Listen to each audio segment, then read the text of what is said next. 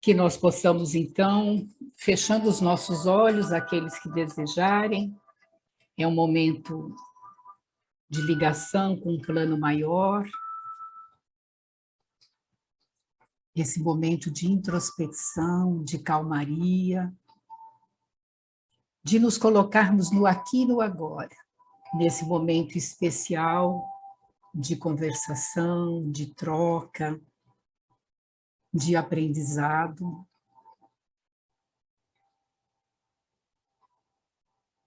Buscando o espaço íntimo do aprendizado.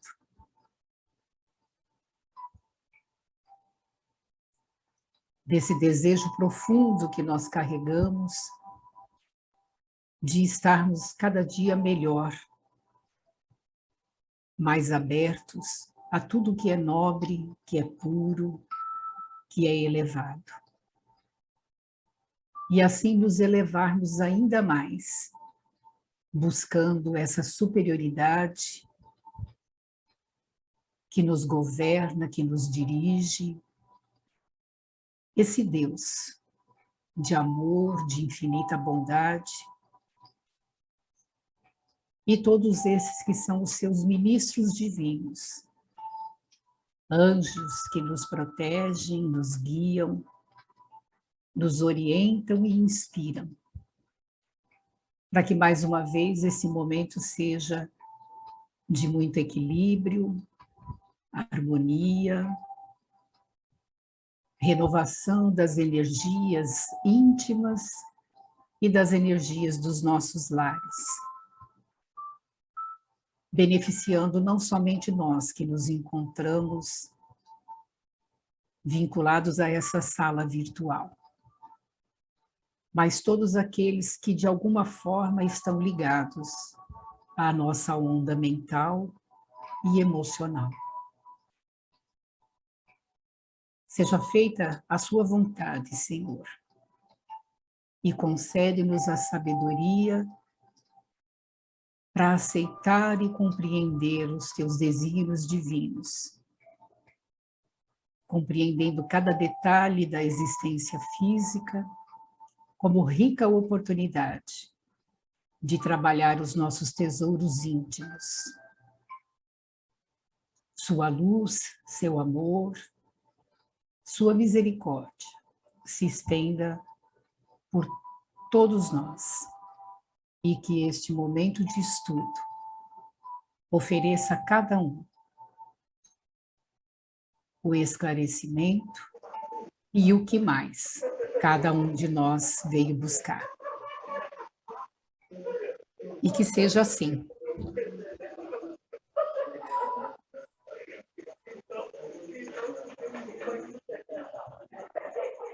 Alguém que entrou com o microfone?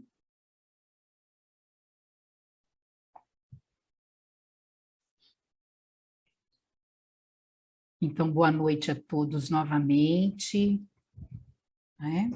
Sejam bem-vindos. Eu já contei uma novidade para as pessoas que já tinham se achegado, que já tinham chegado antes, e agora para a gente iniciar, então, o assunto hoje é sobre obsessão, né? A obsessão e a mediunidade. Então, eu vou abrir aqui uma tela para mim também, não para vocês, mas para mim aqui, para eu acompanhar o meu estudo e não perder nenhum detalhe daquilo que eu preparei. E reforçando o que eu já tinha dito para todo mundo, né, para aqueles que estavam chegando antes, para quem não chegou só nesses últimos 3, 4 minutos finais, hoje eu iniciei uma parte, mais uma parte desse projeto, que é uma parte com vídeos curtinhos. Eu já comecei hoje, Vanessa, minha assistente querida, já postou o primeiro, né? E a proposta nossa, minha proposta, é trazer para o grupo 3 vídeos destes, acompanhando primeiro essa leitura desse livro pequenininho, por semana. Então, assim, durante a semana você vai receber 3 pequenos vídeos a respeito de assuntos da mediunidade, reforçado por essas mensagens. é para vocês divulgarem, para vocês espalharem, para vocês curtirem de alguma forma e depois me darem algum feedback se a gente continua deste jeito, tá legal, se não tá, ok? E vamos lá. Eu peguei aqui do livro dos Médiuns de Allan Kardec, porque vocês sabem que a minha base maior de estudo é pautada nos livros de Allan Kardec, o seguinte, ele coloca entre muitas coisas sobre a obsessão a seguinte frase: no número das dificuldades que a prática mediúnica apresenta, é necessário colocar a obsessão em primeiro lugar. Tamanha a preocupação que nós devemos ter sobre esse aspecto das obsessões, né? O que são realmente as obsessões? Nós vamos falar a respeito disso, não vou falar muito, vou seguir o meu roteiro, para depois, então, a gente abrir para aquelas perguntas e colocações de vocês. Nós sabemos que, não havendo a morte, os espíritos continuam completamente com todas as suas qualidades morais, com tudo aquilo que eles carregam em si, do lado de lá. A única coisa que eles perdem é a veste física. Mas quem aqui do lado de cá é um bom sujeito, tira a veste, desencarna, continua um bom sujeito. Quem aqui do lado de cá ainda não é um bom sujeito, tem atitudes malsãs, tem um comportamento desregrado, desvirtuado, é aproveitador ou qualquer coisa parecida, quando ele morre, ele simplesmente perde essa veste e continua do lado de lá, tal qual ele continua aqui. Então, amor e ódio, antipatia e simpatia, não se perde num passe de mágica. Você tem uma briga, uma discussão, uma desavença com um sujeito, com uma pessoa, com alguém, neste mundo dos encarnados. Existe mágoa, rancor, existe ódio, existe sentimentos desagradáveis nessa relação, e a pessoa desencarna, não é porque desencarnou que essa qualidade de ligação se perde, ela continua, né? E isso atrela cada um de nós às pessoas que continuam vivas no outro plano. E isso é importante perceber. Mas não é somente o ódio, não é somente a vingança que responde por essas questões da obsessão. Existem outros fatores, tanto do passado como do presente, que estão muito ligados à maneira como a gente vive a vida, né? Então, assim, a maneira como nós travamos as relações, a maneira como nós amamos, a maneira como nós nos ligamos a interesses inferiorizados, escusos, a maneira como a gente lida com essas questões emocionais, dos ciúmes, da inveja, das calúnias, essa questão da ligação nossa com dinheiro, com poder, com fama, toda uma gama de motivos conseguem aprisionar os indivíduos, nos aprisionam ainda na matéria e nos aprisionam mesmo quando alguns de nós saem da matéria.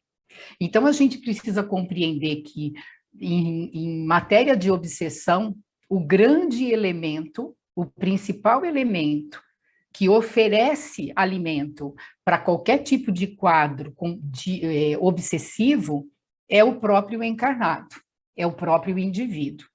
Às vezes, no centro espírita, onde eu faço as entrevistas, os atendimentos fraternos, algumas pessoas se achegam e falam assim: Emília, pelo amor de Deus, eu estou com um obsessor aqui, eu quero deixar o obsessor aqui.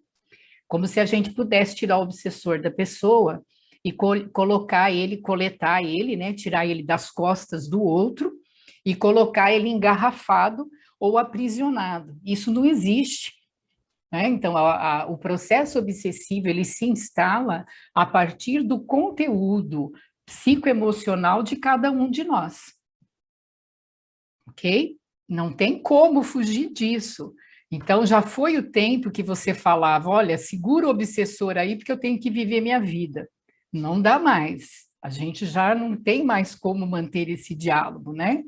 E Os espíritos, que somos nós, que foram homens encarnados ontem, eles são da mesma qualidade dos homens que estão encarnados aqui hoje. E a gente pode olhar por aí afora, a qualidade dos homens não é assim tão boazinha. Desencarnou, forma como que a população do lado de lá. E ainda existe uma interação muito contínua, porque a interação se faz de mente a mente. E os maus espíritos, os homens que desencarnaram, ainda levando consigo essa qualidade maléfica de comportamento, essa distorção de valores, continuam do lado de lá, e essa população, ela interage conosco cotidianamente. Então, a gente vai perceber que nenhum de nós mesmo, está isento de um processo obsessivo, daqueles mais simples, né? Por exemplo, se você se enraivecer por qualquer coisa que aconteceu, alguém que não cumpriu aquilo que devia cumprir e se comprometeu e não cumpriu, você fica enraivecido. Se você se deixar tomar conta pela raiva, em menos de 10 minutos, a tua raiva fica do tamanho de um caminhão. Fica enorme, imensa. Se você se atrelar, você se permitir sentir ciúmes ou inveja de alguém e der vazão a esses ciúmes, a essa inveja, e não se acautelar, em poucos minutos isso ganha uma proporção imensa dentro de você. Não é isso? Porque é a partir de nós, a partir da vibração, lembra que pensamento é vibração, é onda vibracional? Emoção é outra onda vibracional. A partir dessa onda vibracional, ela ressoa junto com outra onda do mesmo e igual teor. Então, essa obsessão simples, essa obsessão provocada pela similitude de ondas mentais, atreladas à qualidade do pensamento que cada um de nós carrega, todos nós somos passíveis de enfrentar. Mas a obsessão propriamente dita, ela se categoriza quando ela se instala. Quando você, por exemplo, enraivecido, se permite, abaixa esse teor vibratório e permite que outras ondas avolumem a tua onda mental e você não consegue sair disso. Tem pessoas que não conseguem sair disso, ficam tão encolerizadas que levam muito tempo e, às vezes, acaba se tornando um comportamento rotineiro. O cara é irado, qualquer coisa, é pavio curto, qualquer coisa está gritando, qualquer coisa está fazendo isso, qualquer coisa está fazendo dessa maneira. Vocês estão entendendo? Então, aí ele está com algo que é natural dele, ainda, da qualidade das escolhas dele, ele escolhe de pronto viver na agressividade ou na violência ou nessa raiva eminente por algum motivo, e isso se torna fator constante de ligação com mentes que estão desencarnadas, que têm o mesmo teor. Ok? Não tem nenhuma ligação com o passado, não tem nada a ver com vidas anteriores, não é o obsessor que veio, aquele obsessor que veio bater na porta para cobrar uma dívida, não é nada disso. É pura e simplesmente um espírito desencarnado na mesma qualidade de onda mental e que se afiniza e se soma. Pega uma pessoa, um encarnado, que tem o hábito de algum hábito vicioso, seja de encostar na varanda de casa e ficar na fofoca, falando mal da vida alheia. Ou seja, aquele outro vício mais palpável, que é o de fumar um cigarro ou beber além da conta. Você vê ali um processo de obsessão, um processo de influenciação mental instalado pelo vício moral de uma criatura. Mas não tem ali categorizado um obsessor, daqueles que a gente chama obsessor de um passado. que é um espírito ligado à sua história de vida e que vai ali naquela ligação mental cobrar algo que você deve a ele, ok? Então, deixa eu ver aqui o que a gente pode falar mais. Essa obsessão vai se apresentar com diversos disfarces, né, como diz aqui. E assim como as doenças físicas, elas tomam conta do ser humano, porque baixa imunidade, o vírus, a bactéria ou qualquer outro fator externo, ele traz um comprometimento físico, qualquer circunstâncias íntimas de pensamento ou de sentimento, que a gente baixe o teor vibratório, também é suficiente para nós adquirirmos força dessas mentes intrusas, dessas mentes que pululam ao nosso redor. E a gente está falando só dos desencarnados, né? Porque a gente também tem que considerar que existe essa coisa obsessiva de interferir sobre o modelo de mundo do outro, interferir sobre o proceder do outro, de encarnado para encarnado. Quantos encarnados são obsessores de outros encarnados, no sentido de exercer uma influência perniciosa, maléfica sobre o outro? Porque é exatamente isso que caracteriza uma obsessão, né? Porque influência espiritual, todos nós sofremos, todos nós sentimos. Por quê? Nós somos seres espirituais, somos seres sensitivos. Agora, qual é a qualidade da influência espiritual e da influência mental que você está recebendo? O que demonstra a qualidade do que você está recebendo é a qualidade que você está emitindo. E aí não tem como fugir, é responsabilidade individual de cada um. Alguns de nós, encarnados em processos bem delicados de existência, não temos muita consciência disso, porque não temos nem consciência do teor do pensamento e o teor das emoções. Não tem gente que vive aí fora sem ter noção e sem ter consciência do que faz exatamente, do que pensa exatamente? São, razoavelmente se dizendo, são joguetes nas mãos das forças maléficas. Acabam sendo joguetes. E acabam sendo, por exemplo, indivíduos que em determinados lugares vão tumultuar, vão causar desordem, vão provocar desavenças e muitas vezes sem consciência de que estão fazendo aquilo. Acabam sendo instrumentos efetivos de ondas, de forças espirituais com esse teor de maldade, com esse teor e essa qualidade inferior e baixa de vibração. Aqueles que realmente não desejam instalar na face da Terra nenhuma melhoria, muito pelo contrário, gostam da balbúrdia, gostam da bagunça e se aproveitam desses indivíduos encarnados que não têm consciência de si e que nem desejam esse tipo de consciência de si. Estão me acompanhando? Faz sentido tudo isso? Não é? É verdade. E é assim, o ser humano tem fugido dessa responsabilidade.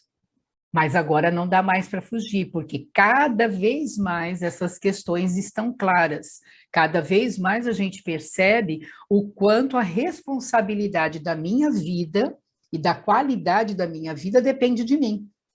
Chegou o momento da maturidade espiritual, né? A espiritualidade como um todo reforça isso a todo momento. Ontem, na fieira dos anos anteriores, dos séculos anteriores, eles falavam conosco e nós ouvíamos como crianças, como jovenzinhos ainda bem dispersos.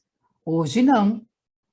Hoje a humanidade está convidada a entrar na maturidade. E para entrar na maturidade tem que assumir a responsabilidade, né? Alguns de nós assumem de bom grado e já vem assumindo há algum tempo. Outros de nós vão assumir essa responsabilidade após sofrerem na própria pele o resultado, né, a consequência de todas essas escolhas anteriores. Então, de uma certa maneira, nós podemos dizer o seguinte: Allan Kardec classifica em três variedades o processo obsessivo. O processo simples é esse que eu acabei de falar. É quando um espírito inferior ou malfazejo se impõe sobre um outro indivíduo.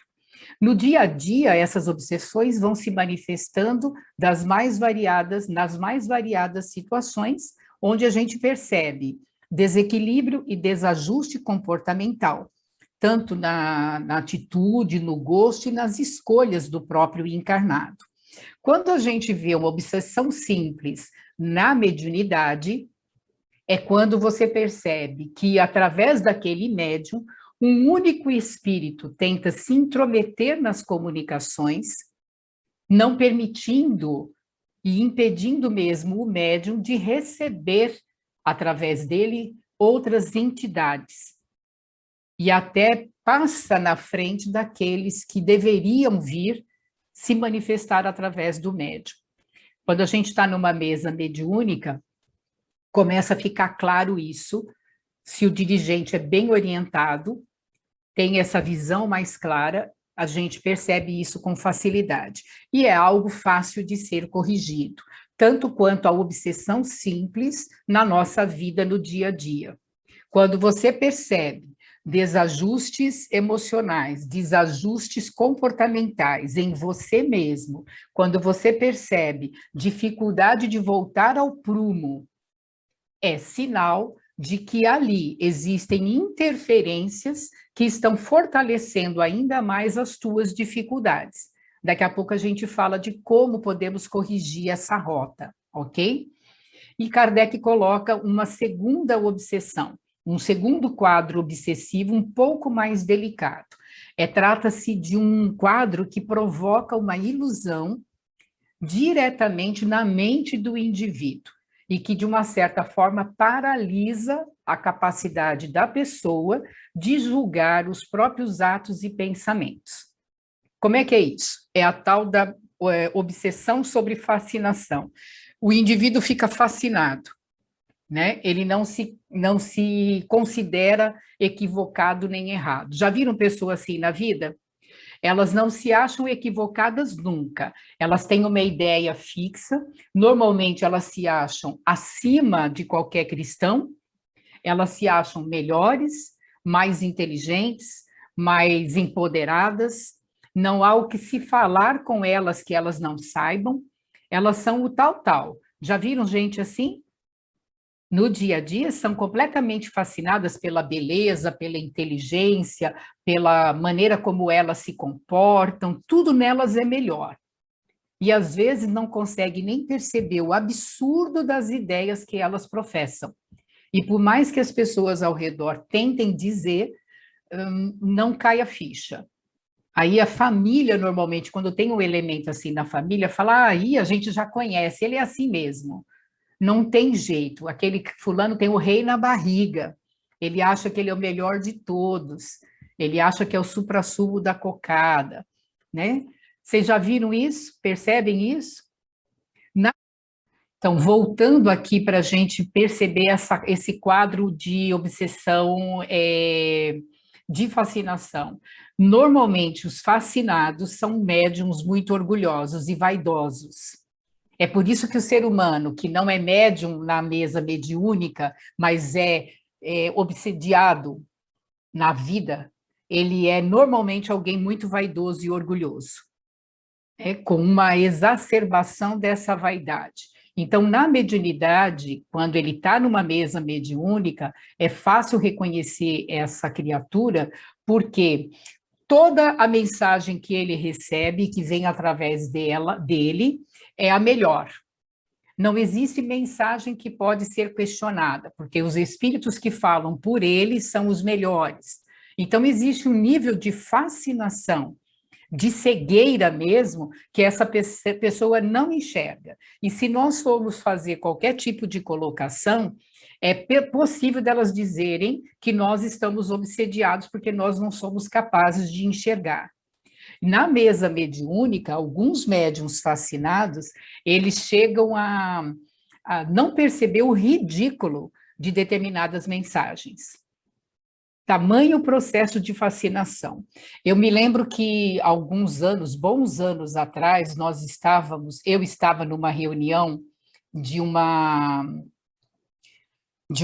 congregação, né, de uma união, de uma sociedade de várias casas espíritas, e me lembro de um cidadão, presidente de uma casa espírita, que chegou com alguns escritos mediúnicos, dizendo que o próprio Jesus havia lhe transmitido mediunicamente aquilo lá, para a gente perceber o ridículo que as pessoas entram quando elas estão fascinadas.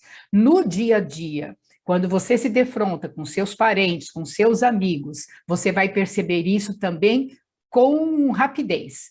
Eles nem se apercebem do ridículo que eles fazem, do papel que eles fazem, por estarem fascinados por ideias, fascinados pela concepção. Bota agora jogar, só botar no link. Aqui? O Enoque aqui está com o volume aberto, mas já já ele fecha. Isso. E aí, finalmente, nós temos o terceiro grau. E eu não posso fechar daqui porque, Enoque, vou pedir para você tentar fechar o seu microfone. Como Vanessa é a coordenadora da minha mesa, eu não fecho, não consigo. E a Vanessa acho que está em reunião hoje, por isso que ela nem se manifestou. Está lá na reunião da escola. E aí nós temos a terceira categoria, e eu vou terminar com ela para depois a gente abrir para a gente conversar. A terceira categoria é a de subjugação. Algumas pessoas acham que a mediunidade de subjugação, a obsessão de subjugação, é pior do que a da fascinação, mas não é. Ela pode ser mais dura de perceber, ela pode ser uma obsessão delicada, porque quando há um nível de subjugação profundo, o indivíduo fica realmente sem vontade própria, ele fica tomado pela inteligência que subjuga ele, mas com um bom trabalho de orientação a essa entidade que possa estar subjugando, e uma boa orientação para esse indivíduo que está subjugado, medicamento muitas vezes, porque tem muitos desses indivíduos que acabam tendo problemas sérios psiquiátricos, mas com toda uma boa orientação, uma equipe facetada de várias condições, de vários elementos, é mais fácil lidar com essa obsessão de subjugação do que com a de fascinação. Porque a de fascinação, o médium fascinado ou o indivíduo fascinado, ele não se acredita e ele não se apercebe nem doente, muito menos fascinado. Já o subjugado, como ele sente na pele a subjugação, porque vai de uma subjugação pequena até uma bem expressada. O que é a subjugação? É o domínio da vontade do indivíduo pelo outro. Imagina alguém dominando a sua vontade. Você quer fazer algo, mas alguém domina a sua vontade e faz você fazer exatamente o contrário. É horrível, porque você tem consciência de que a sua vontade está sendo manipulada e você não tem força para isso. Essa mediunidade é a que categoriza os quadros de vingança, aqueles que nos atrelam às nossas histórias de vidas anteriores, aos passos errados que cometemos, aos deslizes que nós fizemos, aos dissabores que nós criamos, ao ódio que nós categorizamos nas relações anteriores. Então, o processo de subjugação, ele vem muito atrelado a essa questão das exigências de cobrança de vidas anteriores. tá? As outras duas têm muito mais a ver com a qualidade dos pensamentos e das emoções dos indivíduos já nesta encarnação. Não significa que não tenham entidades que possam se atrelar e ampliar essa qualidade obsessiva como uma desforra também, como maneira de se desforrar desse indivíduo. Mas, normalmente, na subjugação fica mais evidenciado isso. E para que a gente termine, para que eu termine aqui, eu quero dizer o seguinte: não tem dúvida que a obsessão é um dos maiores perigos da mediunidade, justamente por aquilo que a gente vem falando. Se nós não corrigirmos o nosso comportamento, o nosso pensar e o nosso sentir, o nosso padrão vibratório, ele não atrai espíritos dessa qualidade. E como nós não somos flor que se cheire, a gente tem histórias espirituais passadas, daquelas bem escabrosas, porque é só olhar a história da humanidade, da qual nós participamos, dá para entender a qualidade das relações que nós tivemos no passado. E se você der uma vasculhada nas relações que você tem hoje, e na qualidade que você tem hoje nas suas relações, também dá para ter uma ideia até um pouco mais acentuada disso tudo. Então, a responsabilidade está sempre em nós. É uma doença que se alastra pela humanidade, tanto quanto um câncer? Porque nós, enquanto seres humanos, estamos bastante longe de expressar em nós as qualidades mais nobres que nós possuímos. Elas estão soterradas por esse materialismo, estão soterradas por essa necessidade de interesses subalternos e outras coisas mais que a gente está sabendo faz tempo. O que a gente vai falar agora é assim: o importante é a gente avaliar isso tudo, avaliar que nós somos a porta aberta para qualquer tipo de influenciação e que depende de mim escolher qual influência que eu quero. E tem duas coisas que nós podemos fazer que favorece qualquer tipo de corte de ligação com essas entidades maléficas inferiorizadas que ainda conseguem campo para nos influenciar. A primeira delas é a prece. Então, assim, tem um remédio mais barato do que a prece? Mais fácil de se adquirir do que a prece? E a gente, às vezes, não usa ele, né? A gente fica esperando que alguém reze por você. Tem muita gente que me liga e fala: Emília, põe meu nome aí nas orações. A gente põe, não tenha dúvida. Rezar e orar pelos outros é muito fabuloso. Mas o indivíduo tem que fazer as orações dele. Ele tem que querer. E a prece é a ligação com o divino e com as forças superiores. Ela não vai isentar você de fazer o seu trabalho, porque esse é o segundo. Tem o primeiro e tem o segundo. A primeira e a segunda, dois elementos que vão nos libertar disso, né? O segundo é você se libertar de tudo aquilo que não presta mais em você, né? É aquela questão que Jesus falava, ore e vigie. Vigiar o quê? O que nós temos que vigiar? Todos os nossos vícios, as nossas sombras, para que a gente possa dominá-las e para que a gente possa superá-las. Então, é o vigiar e orar que faz com que a gente se livre de todo e qualquer processo obsessivo. Não tem outro jeito, né? É lógico que quando nós nos sentimos sem forças para lutarmos sozinhos, existem pessoas que se reúnem para orar conosco, nosso nome pode ir para um trabalho de desobsessão, aonde a entidade que porventura esteja vinculada ao nosso mental seja orientada com amor, com esclarecimento, né? Todos esses recursos estão à nossa disposição.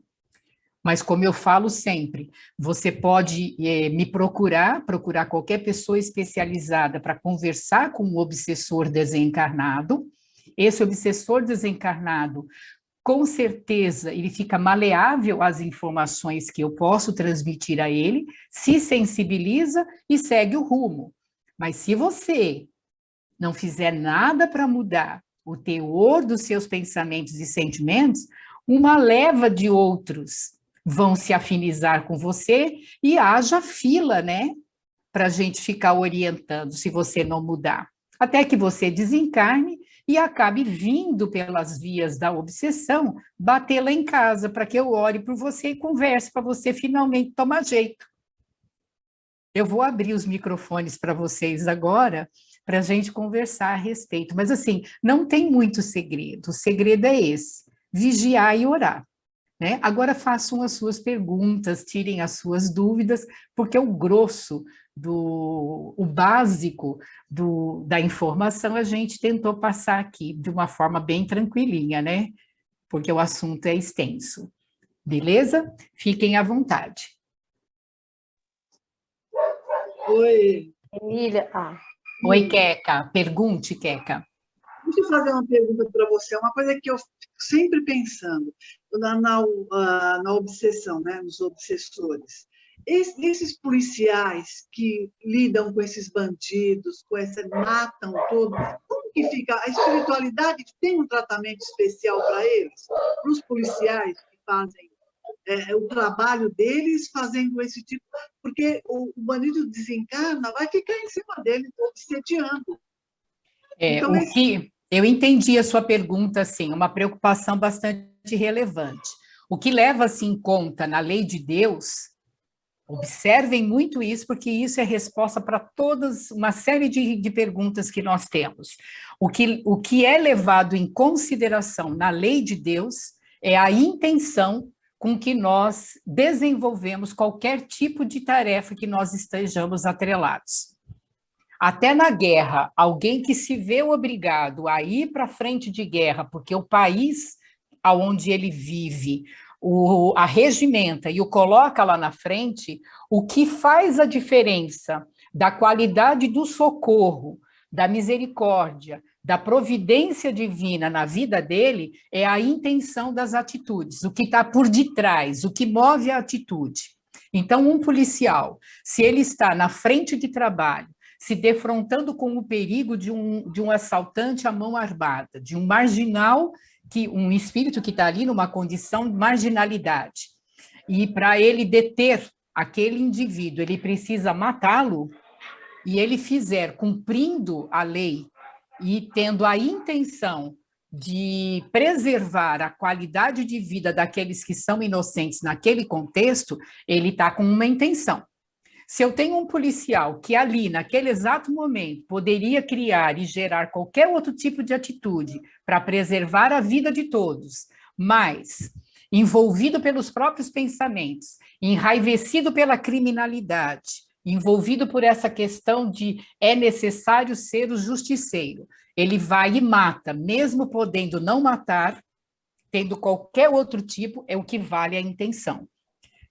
Me fiz entender? Sim, mas o que matou, o policial matou o bandido. Esse bandido não vai ficar obsediando o policial? Se esse policial ele cumpriu a lei dele, a obrigatoriedade dele, e se preservou por essa intenção, que é uma intenção maior, é a intenção do bem coletivo, e não a intenção de saciar a sede íntima das necessidades pessoais, ele tem toda uma preservação da lei, senão Deus não seria Deus, Deus seria carrasco.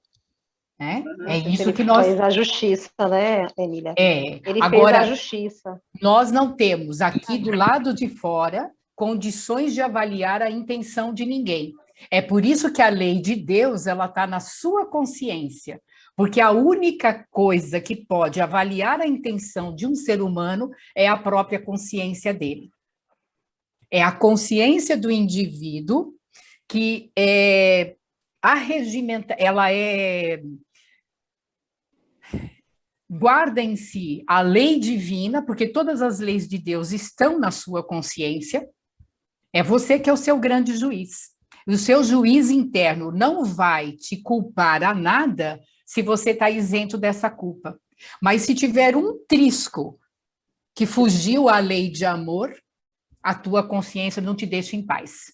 Ela vai fazer você ressarcir aquilo diante da lei para que você se liberte de qualquer maneira. É nesse sentido que Deus ele verifica a intenção. Por quê? Ele não faz isso de uma ficha pessoal. Ele vive, ele mora dentro de você, de mim, de nós, na nossa consciência íntima. Conseguem entender isso que eu estou falando? Percebem como essa coisa da intenção explica muitas coisas da nossa vida? Ótimo. Eu penso que nem o agressor, né? Vamos chamar assim, o bandido. Isso. Você, quando olha para ele, você não sabe nem por que ele está lá, nem como foi, você não sabe nada. Não. Então, Isso. é muito difícil o julgamento, né? Você pega, aí, por exemplo... Nessa hora do desenlace, né, vamos chamar, tudo vai depender de como ele levou aquilo tudo, dos motivos que o levaram a ser quem ele é, né? Talvez ele até compreenda, né, o processo. Nessa passagem, entenda até o processo, né? Então, a gravidade do crime... ele vai ser levado em conta pela intenção e pelo contexto todo. Então, você pega um indivíduo que é um pai de família, que vê o filho em desespero, a mulher em desespero, ele entra em desespero, e por um desatino qualquer, porque ele não dá conta de ver a família morrendo de fome, ele olha para uma sociedade injusta e comete um erro. O erro dessa pessoa é muito menor, levado muito menor na balança da vida do que o erro daquele que... Aliás, esse erro a gente carrega, né? Carrega. O erro ele carrega, mas ele vai ressarcir esse erro numa medida e num peso e medida muito diferente do outro. Então, por isso que é a consciência dele, né? Porque ele sabe que ele errou. Aquilo talvez fosse a prova derradeira, fosse o testemunho derradeiro dessa existência. Se ele aguentasse mais um pouquinho, por uma outra porta, viria o benefício de Deus. Percebe o que eu estou querendo dizer? Então, ele sabe que ele errou, mas esse erro teve um monte de outras justificativas que amenizam. Por isso que a lei de Deus, ela não está fora, e ela não está na mão de nenhum de nós, porque a gente não tem essa capacidade de ser juiz, a não ser de nós mesmos. E é com esse peso e medida que nós vamos nos julgar, percebe? Você pega um aborto, por exemplo, que é uma coisa muito comum na vivência humana.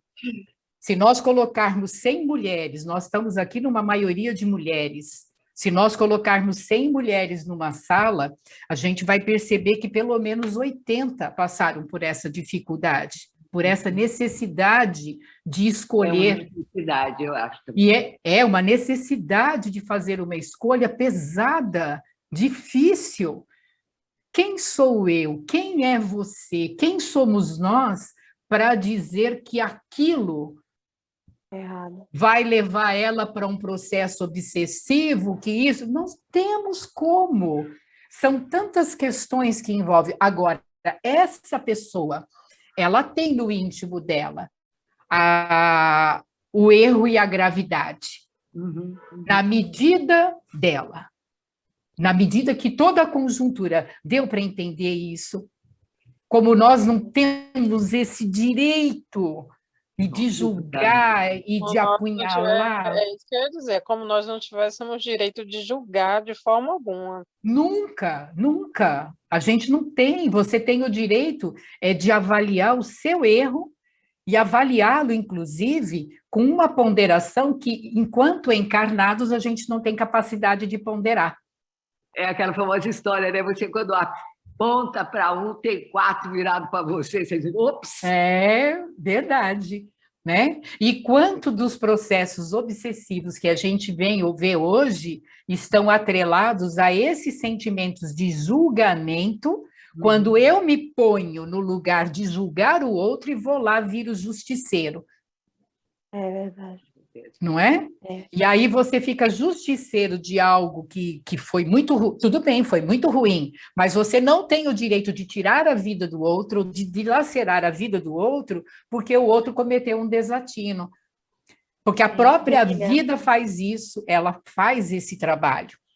Né? Quando você foi falando, né, toda discorrendo sobre a obsessão, fiquei lembrando de cenas da novela A Viagem. Foi impressionante. Sim. Parece que eu materializei ali Alexandre... Como é o nome do ator? Não lembro. Isso. E veio isso. E, assim, uma pergunta que eu tenho para fazer. Quando o indivíduo, ele no plano terreno, ele não acredita na espiritualidade de forma nenhuma. Então, é como ele vê-se sem acreditar em Deus, que ele desencarna. E ele vem para se tornar a obsessão. Ele tem conhecimento disso, e como é que ele nesse processo, ele aprende, tem um umbral, né, que é, pelo menos até onde eu li, né, todos os espíritos passam por umbral, etc, etc. Mas, assim, para ele se tornar esse espírito obsessor, ele tem um conhecimento verdadeiramente desse processo da espiritualidade, ou quando ele não tem, é bem pior. É uma dúvida que eu sempre tive. Eu não sei se eu entendi toda a sua pergunta, mas uma coisa é assim, ninguém escolhe virar o espírito obsessor, né? Esse nome, inclusive, eu acho horrível. Mas, assim, por que a gente tem que qualificar ou designar como obsessor? Para nós entendermos o processo. Mas, na verdade, o espírito obsessor é um espírito tremendamente ferido, magoado e ofendido. É alguém que foi machucado, profundamente machucado. Foi alguém que foi violentado nos seus direitos de ser humano. Ele teve uma família dilacerada, teve mãe, filha, esposa violentadas, teve alguém da família que foi morto, ou ele mesmo. Então, é um indivíduo, como eu, como você, e que não conseguiu perdoar, não conseguiu entender e guarda um ódio, um rancor. Eu estou falando desses obsessores que vêm cobrar a dívida. Esse que a gente realmente fala, esse indivíduo veio cobrar. Negativo. Ele se atrelou ao encarnado, porque ele encontrou no encarnado aquele que no passado fez ele sofrer. Tá? Então, ele vem mesmo com o desejo de se vingar, com o ódio, ele vem com a dor estampada. O que mais sensibiliza a gente, quando a gente vai conversar com um espírito desse, é sentir na pele a dor dessa criatura. Porque há que se ter uma compaixão por alguém que se arregimenta de armas das mais variadas possíveis para se vingar de alguém. Ele não está se vingando porque ele tem prazer. Espíritos obsessores, maléficos, trevosos, é uma outra categoria. Eles fazem porque eles gostam. São espíritos que vão vir e não estão ligados à sua história espiritual. Eles estão realmente para fazer o mal. Alguns estão ainda nessa faixa. Já estão sendo retirados do planeta, graças ao processo de evolução, mas esses que são vinculados às nossas histórias de vida foram espíritos que sofreram muito nas nossas mãos. Então, se você está sofrendo, se alguém da família sofre um processo obsessivo desses, de subjugação, de colocar o outro de quatro, de causar grandes desequilíbrios na sua vida, tenha a certeza que você precisa empreender uma jornada de perdão a essa criatura, de pedir perdão a ela, porque ela veio cobrar realmente a dívida que você deve. Então, o grande vilão na história não é ele, é você. Muda. Às vezes você tem um pai que é assim, ou uma mãe, né? Muda completamente. Eu estou sem a Vanessa, eu não sei que horas que vai cair essa coisa aqui. Cadê a Vanessa? Ela tá, não Faltam consegue. 4 minutos, eu acho. Então, eu acho que esse... Eu estou aqui, eu agora, acabou a aula, acabou agora. Tá bom. Então, a gente tem 4... Nós temos 4 minutos, mas eu creio que, assim, vocês gostariam de levar mais uns 20 minutos neste mesmo assunto? O que nós fazemos? Vai cair, a gente volta para encerrar. Isso se todos falarem que podem, porque senão a gente encerra e voltamos na semana que vem para não ficar muito tarde. Não, podemos. Podemos? Uhum. Podemos? Sim. Sim. Eu posso.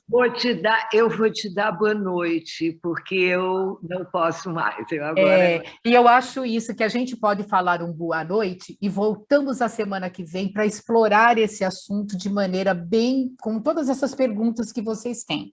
Eu acho mais adequado, pode ser? Porque aí a gente preserva também o direito de Suca e de outras pessoas permanecerem. Eu vou encerrar, que é para a gente, então, fazer as perguntas. Vocês façam as suas perguntas, né? Tragam para a semana que vem, beleza? Então, Beleza. ótimo. Fechemos os nossos olhos. Fechar os olhos é poder encontrar com esses amigos espirituais aqui bem pertinho. Permitir que toda a energia propagada entre nós, que circulou e que circula entre nós, seja algo que nos revigore agora. Eleva, suspende os teus ombros, inspira profunda e serenamente e acredita nessa espiritualidade que visita o teu lar, que impõe a mão sobre a tua cabeça e que espalha luzes no ambiente em que você se encontra. E que a partir dos nossos ambientes se espalhe ainda mais pelo nosso planeta. Quantas bênçãos, quantas alegrias, quantas coisas a agradecer a Ti, Pai, Senhor das nossas vidas. Mas encerramos esse momento, coração batendo forte, podendo te entregar esse sentimento profundo de gratidão, te dizendo, permaneça conosco, se conosco, nos envolva e nos permita sempre, Senhor, estarmos juntos, estarmos ligados. Que a tua paz infinita esteja conosco sempre. Hoje, agora e todos os dias. Muito obrigada.